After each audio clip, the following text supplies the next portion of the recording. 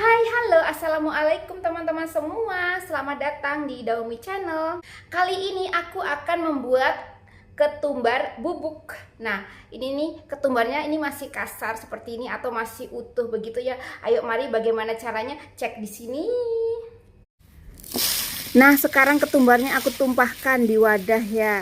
Nih, dan akan aku pilih-pilih ya, dipilih-pilih ya, yang bukan ketumbar disingkirkan segala. Kadang ada batang, ada kacang hijau, ada gandum, pokoknya segala rupa selain ketumbar disisihkan ya, atau dipisahkan ya. Kan suka ada kacang ya, kacang-kacang yang lain selain dari ketumbar begitu ya. Pokoknya harus cermat memilih-milih begitu, karena ini tuh bumbu penting banget ya.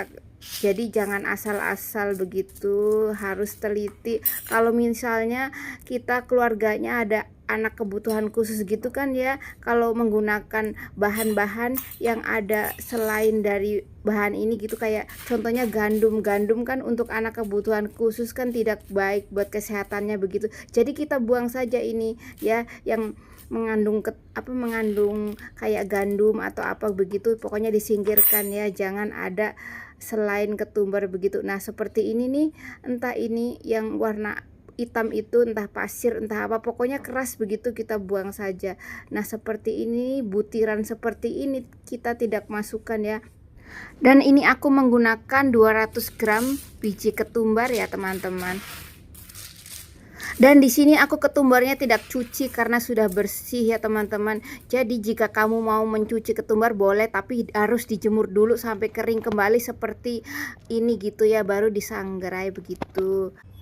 Yuk sekarang kita siapkan kuali ya. Lalu kemudian kita masukkan nih ya ketumbar yang sudah dipilih-pilih ya, masukkan ke dalam kuali.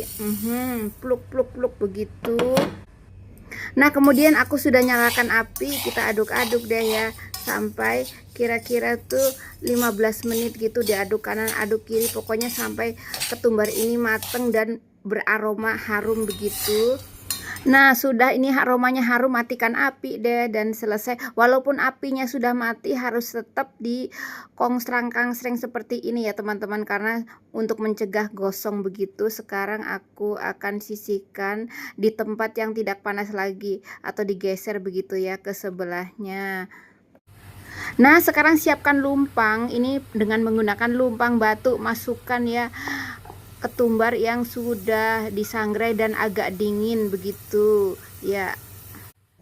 Lanjut kita tumbuk, ini menggunakan alunya juga dari batu karena memang ini pasangannya ya, alu batu dan lumpang dan alu batu begitu. Tumbuk-tumbuk secara ya berturut-turut gitu. Jika takut mental-mental ini butiran ketumbarnya, kita bisa tutup dengan apalah begitu ya, karena ini nanti kalau aku tutup kalian tidak bisa melihat bagaimana perkembangannya ya, bagaimana alusnya si ketumbar ini ya. Ya pokoknya kayak menumbuk padi di kampung. Cuma kalau di kampung kan lumpangnya besar dari kayu ya, kalau ini lumpang mungil begitu ya kan. Nah, seperti inilah ya menumbuk ketumbar sangrai begitu ya, atau membuat bubuk ketumbar apalah istilahnya ya.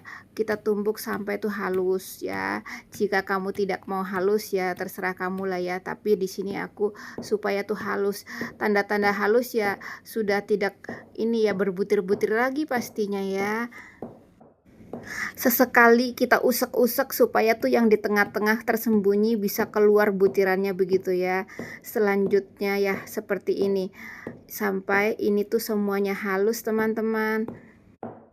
Nah, aku rasa ini sudah halus karena bunyinya tidak nyaring lagi seperti ini.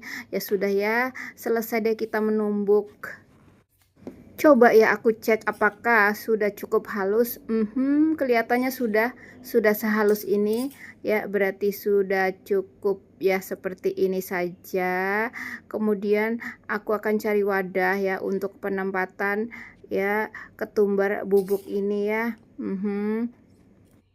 Membuat ketumbar bubuk sendiri itu rasanya beda teman-teman ya, akan lebih bagus begitu ya, jika kita tidak mau bahan-bahan yang kimia atau yang berpengawet ya semuanya memproses saja dengan sendiri ya, memproses di rumah sendiri begitu maksudnya ya. Jangan mengandalkan semua serba beli di toko begitu ya kan. Seperti inilah, seperti yang aku buat ini, ketumbar bubuk begitu ya teman-teman.